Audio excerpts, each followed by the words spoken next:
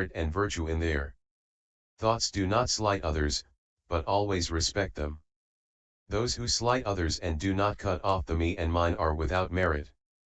The vain and unreal self-nature is without virtue, because of the me and mine, because of the greatness of the self, and because of the constant slighting of others. Commentary. You should not slight people, animals, or any living beings.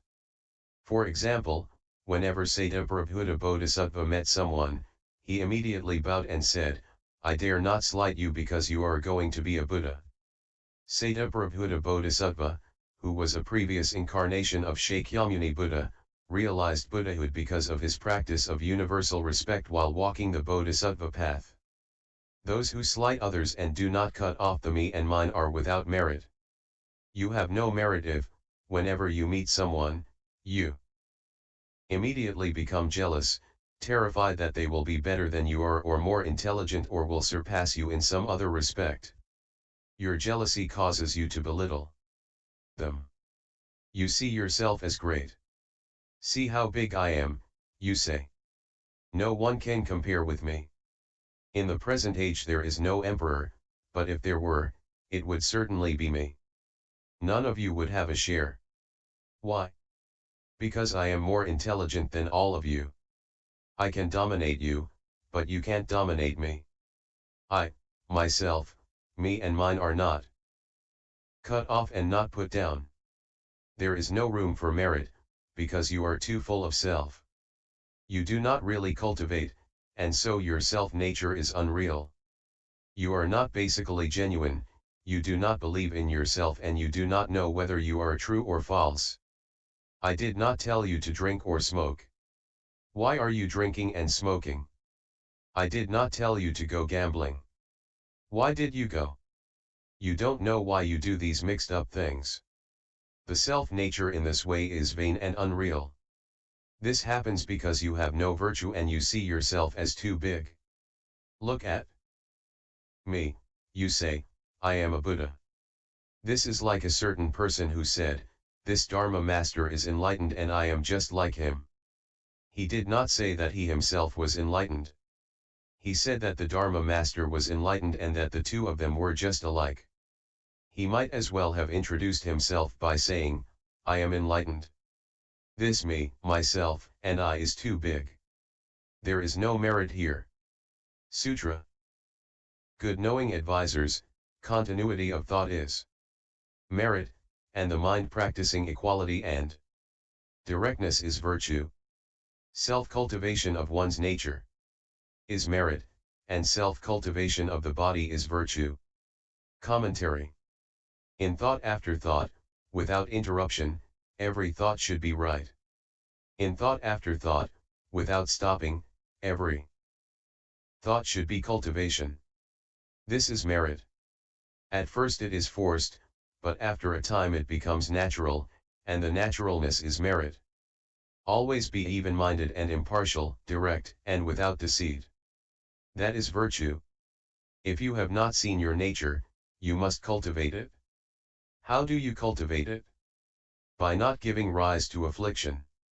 When someone hits you, think of it as if you had run into a wall. When someone scolds you, pretend that they are singing a song, or speaking a foreign language. "Oh, he's not scolding me. He's speaking Japanese, chi, cha, cha, or is it Spanish?"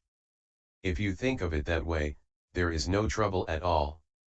If someone tries to spit at heaven, the spit just falls right back into his own face. If someone scolds you, but you take no notice, it is just as if he were scolding himself. When hit, you can think, "I have run into a wall. It certainly hurts." Can you deny that it is your own karmic retribution returning to you? If you bump your head in the dark, do you hit the wall with your fist? If you do, your fist will hurt and there will be even more pain. Pay no attention, then nothing will have happened. Maitreya Bodhisattva said. The old fool wears second-hand clothes and fills his belly with tasteless food, mends holes to make a cover against the cold, and thus the myriad affairs of life, according to what comes, are done. Scolded, the old fool merely says, fine. Struck, the old fool falls down to sleep. Spit on my face, I just let it dry. I save strength and energy and give you no affliction. Paramitha is his style, he gains the jewel within. The wonderful. Know this news, and then what worry is there of not perfecting the way? This is wonderful, but not everyone can do it. The jewel within the wonderful is not easy to obtain. Cultivation of the nature is simply not getting angry. How does one cultivate the body? Do not do bad things. Have no lust, hatred, or delusion. If you do not kill, steal, or lust, you cultivate the body. That is virtue. Sutra. Good knowing advisors, merit, and virtue should be seen within one's own nature, not sought through giving and making offerings. That is the difference between blessings and merit and virtue. Emperor Wu did not know the true principle. Our patriarch was not in error. Commentary. You cannot say, I make offerings to the triple jewel. I have merit. It is not merit, just blessings. Therefore blessings and merit and virtue are different. If you perform acts of blessing, you will receive the karmic retribution of blessing in future lives. But you obtain the advantages of merit and virtue now, in this life. Bodhidharma wanted to take the emperor across, but the emperor's ego was too big. Therefore, in order to break the emperor's attachment, Bodhidharma said that he had no merit and virtue. The emperor was most displeased, and from then on he ignored Bodhidharma. No matter what Dharma Bodhidharma spoke, he wouldn't listen. Why should I listen to you? He said. He would not respond to Bodhidharma's compassionate efforts to save him, and so Bodhidharma just went away. After a time, the emperor died of starvation. Think it over, how could one with merit and virtue starve to death? He died of starvation because he had no merit and virtue. Bodhidharma had wanted to wake him up so that he would not have to die that way. What a pity that the emperor's view of himself was so big that Bodhidharma couldn't help him. Sutra. The magistrate asked further, your disciple has often seen the Sangha and laity reciting Amitabha Buddha, vowing to be reborn in the West. Will the High Master please tell me if they will obtain rebirth there, and so dispel my doubts? Commentary. The magistrate said, the clergy and laymen recite the name of Amitabha Buddha, the Buddha of limitless light. They all vow to be reborn in the land of ultimate bliss. 39. High Master. Will they actually be born there?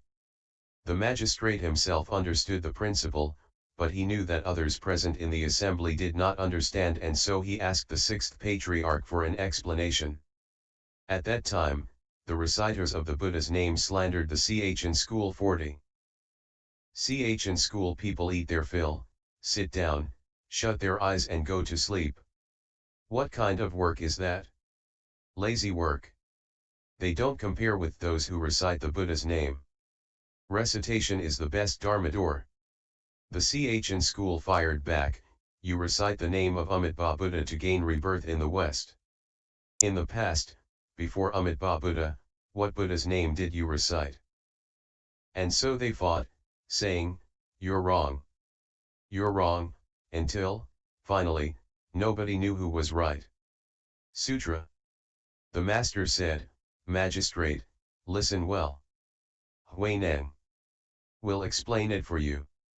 When the world-honored one was in Sravasti city, he spoke of being led to rebirth in the West. The sutra text clearly states, it is not far from here. If we discuss its appearance, it is 108,000 miles away, but in immediate terms, it is just beyond the 10 evils and the 8 deviations within us. It is explained as far distant for those of inferior roots and as nearby for those of superior wisdom. Commentary. Sravasti is a city in India. Translated, it means abundance and virtue. In Sravasti, the 5 desires were abundant, for fame, wealth, sex, food, and sleep. The people of Sravasti had the virtue of much learning and liberation, they had studied a great deal and were not attached. In this city of abundance and virtue, the Buddha spoke of being led to rebirth in the land of ultimate bliss. The land of ultimate bliss appears to be 108,000 miles away, but if you discuss it in immediate terms, it is just beyond the 10 evils and the 8 deviations within us. Actually, the Amitabha Sutra says that the Western paradise is 10 billion lands away, but the great master said 108,000 miles because he wanted to counter the prejudices of those in the assembly. In terms of its appearance, the Western land is far away. But in terms of our own nature, it is just beyond the 10 evils and the 8 deviations. Of the 10 evils, 3 are committed with the body. 1. Killing, 2. Stealing, 3. Sexual misconduct. 3 are committed with the mind, 4. Greed, 5. Hatred, 6. Delusion, or wrong views. 4 are committed with the mouth, a most dirty thing, 7. Foul language, talking about the affairs of men and women, 8. Lying, 9. Harsh speech, 10. Slander. The 8 deviations are the opposite of the Eightfold Path.